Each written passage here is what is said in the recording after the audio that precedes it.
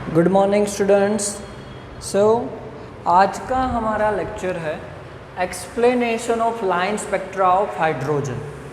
Okay, actually हम लोग line spectra of hydrogen देख चुके हैं, बट ये जो एक्सप्लेनेशन है वो हम लोग देखने वाले हैं अकॉर्डिंग टू बोहर्स मॉडल।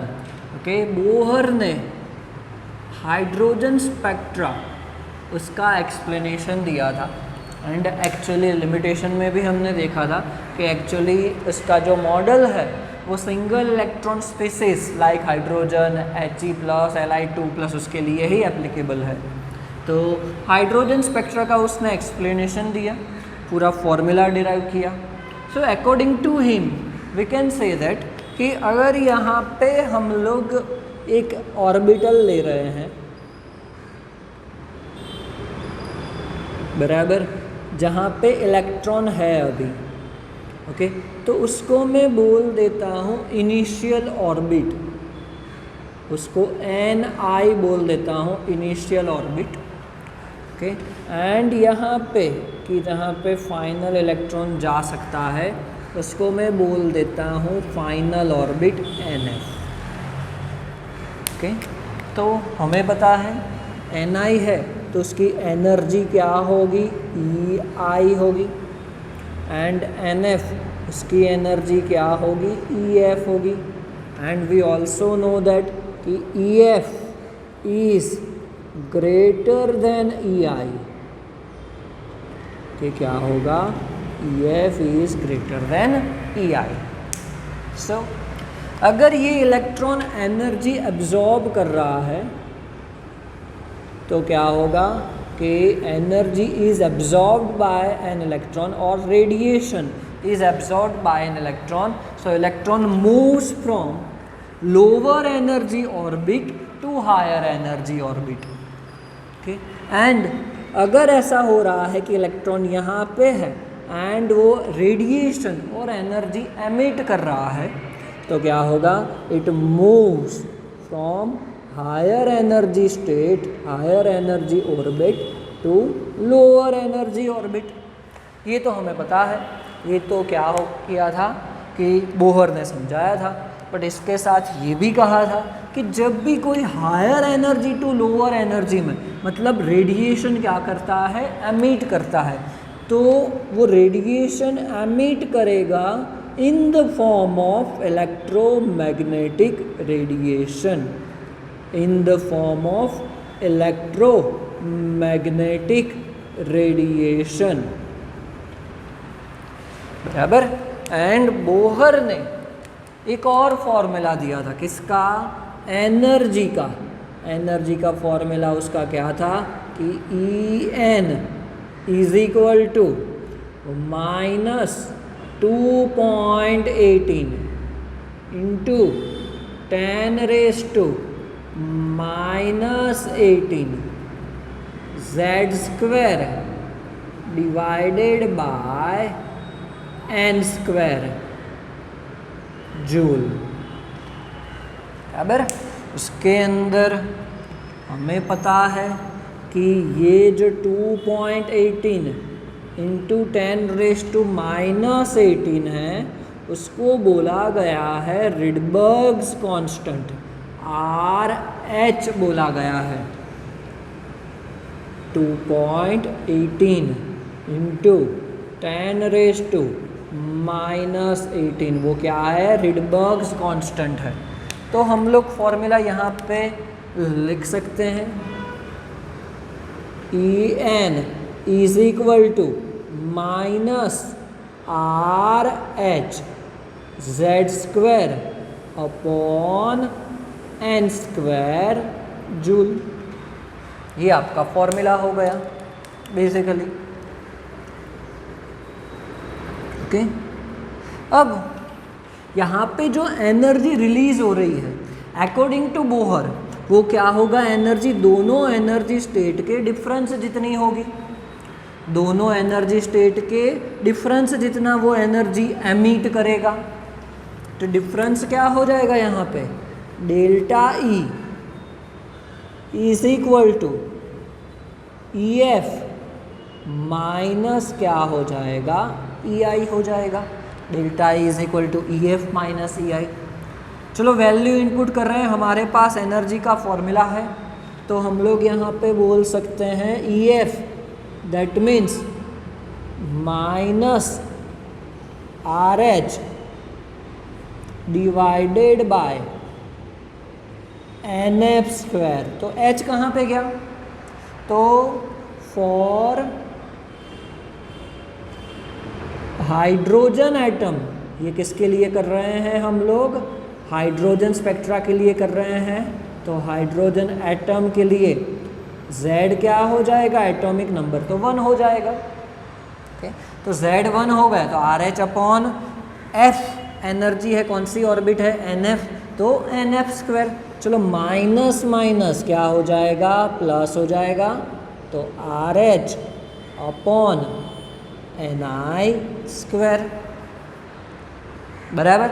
चलो अगर ये जो EI है उसके आंसर को मैं पहले लिख रहा हूँ और बाद में EF को लिख रहा हूँ, और RH उन दोनों में से क्या कर रहा हूँ, कॉमन निकाल रहा हूँ, तो ब्रैकेट में क्या हो जाएगा, 1 upon NI square minus 1 upon NF square रह जाएगा।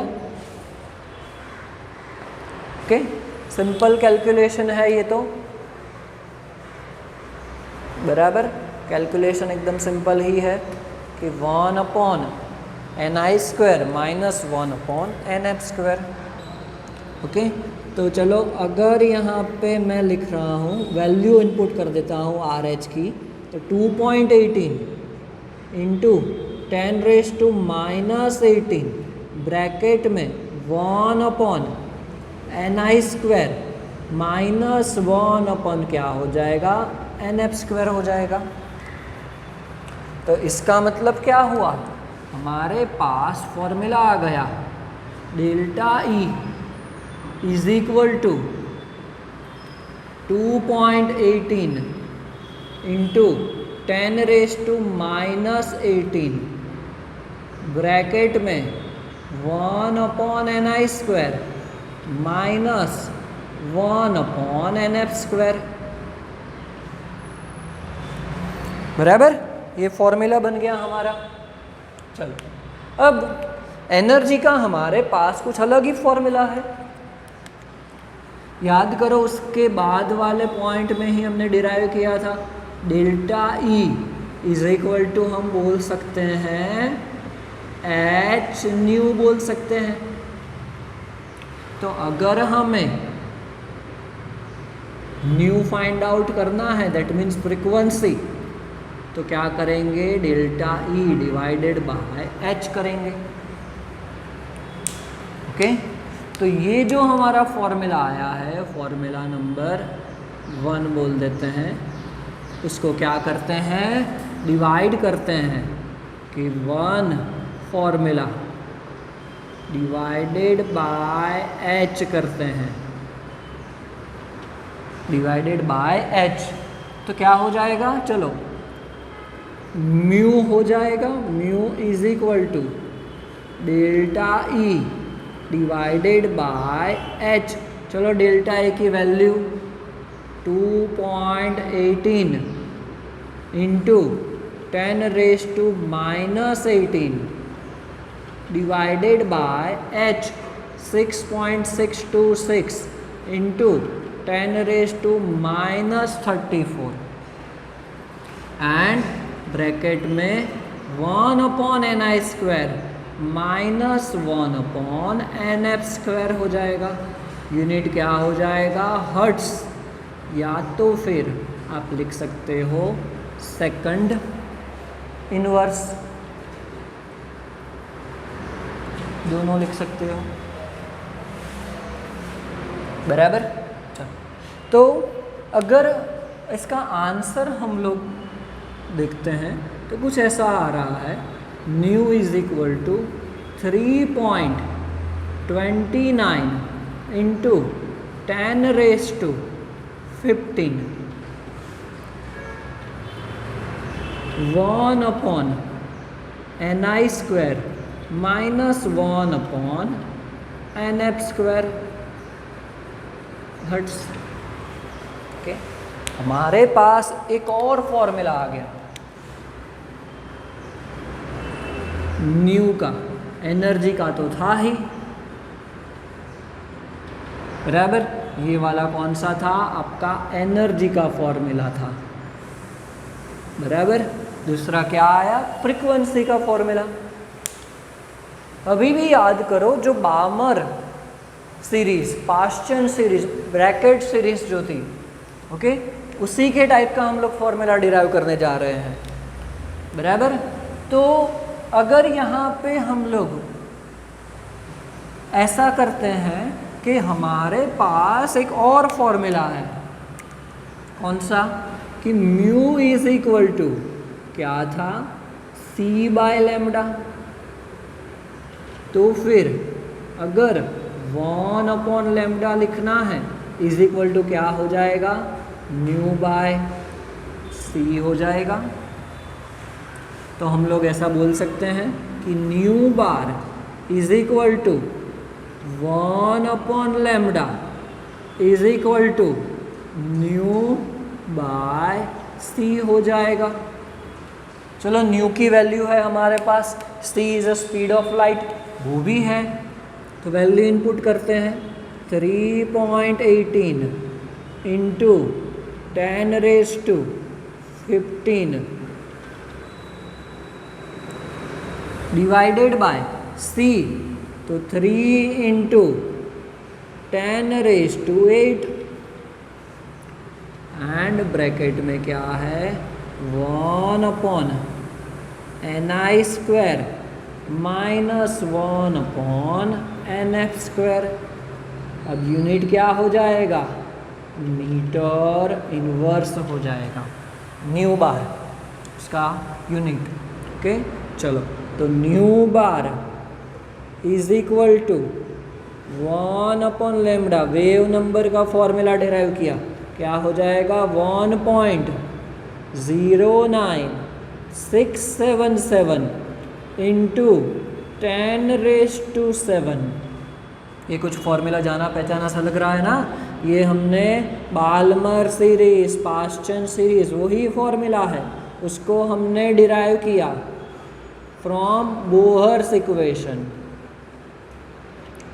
Metre inverse.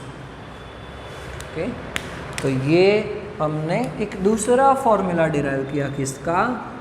वेव नंबर का, जो किसने दिया था? बोहर ने एक्सप्लेन किया पूरा, बराबर। तो बोहर ने इस तरीके से पूरा फॉर्मूला एक्सप्लेन किया। Okay, so according to him हम लोग अगर ऐसा बोल सकते हैं कि हमारे पास MCQ के लिए इसके ऊपर से क्वेश्चन आ सकते हैं डेल्टा E के। तो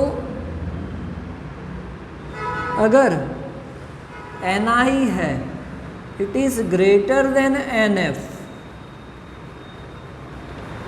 Ni की वैल्यू NF से ज़्यादा है, बट ये तो देखो डिनोमिनेटर में है, दैट मीन्स डिनोमिनेटर में जितनी वैल्यू ज़्यादा उतना ही उसका आंसर कम। ओके, तो फिर क्या होगा? Ni की टोटल ये 1/Ni तो कम हो जाएगा 1/NF से, तो डेल्टा A की वैल्यू कितनी आएगी? याद रखना, MCQ में पूछा जा सकता है ये क्वेश्चन, नेगेटिव होगा, बराबर। सेम वे अगर Ni is less than NF, तो फिर delta E will be positive. Delta V का आंसर क्या आएगा? डेल्टा E का आंसर पॉजिटिव आएगा। ओके, ये आपको याद रखना है, बराबर। तो basically line spectra of hydrogen. Okay, तो यहाँ पे हम लोग ऐसा बोल सकते हैं कि डेल्टा E की वैल्यू नेगेटिव आई, तो फिर एनर्जी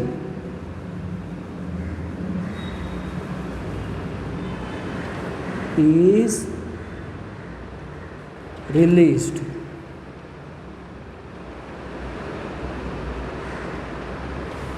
बराबर। डेल्टा ई की value negative I, that means energy is released, and delta E की वैल्यू पॉजिटिव आती है तो एनर्जी क्या होगी, गेन की होगी, energy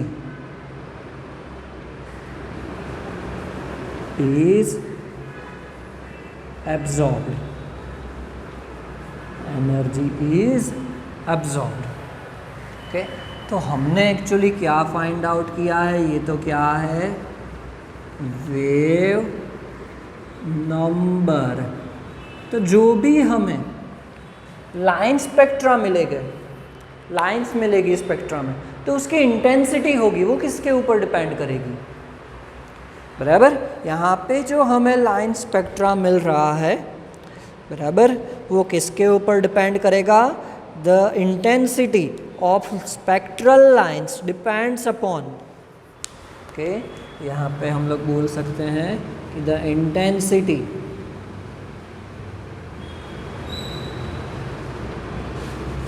of spectral lines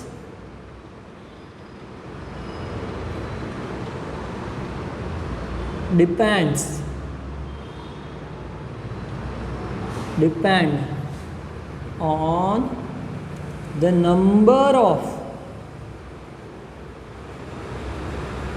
photons, photon क्या है, पैकेट्स ऑफ एनर्जी, फोटॉन्स क्या है, packets of energy, photons of same wavelength और फ्रीक्वेंसी, नंबर ऑफ फोटॉन्स और